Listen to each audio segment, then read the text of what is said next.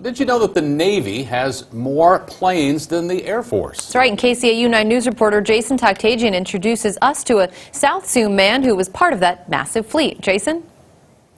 Thanks, Tim and Sophie. His service at sea helped his fellow men in the air during the Vietnam War. So let's meet Larry Brosted for this week's edition of Veterans Voices.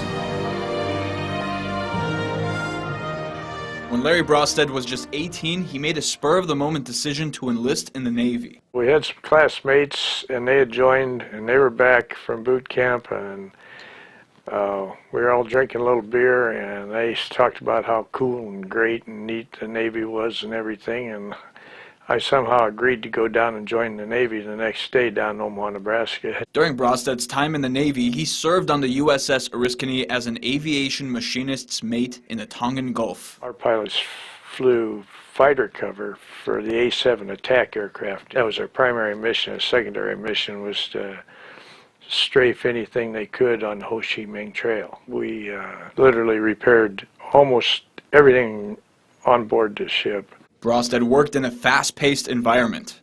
We worked 12 hours on, 12 hours off.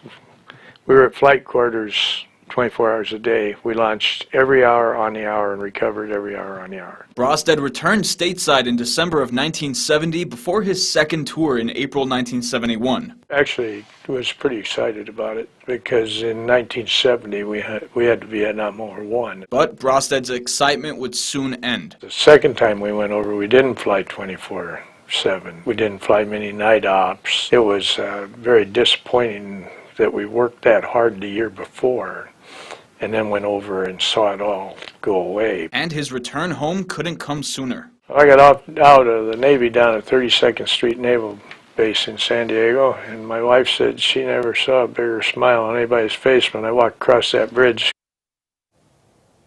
Some of the planes Brosted worked on during his time on the U.S.S. Oriskany were F-8 Crusaders and F-4 Phantoms.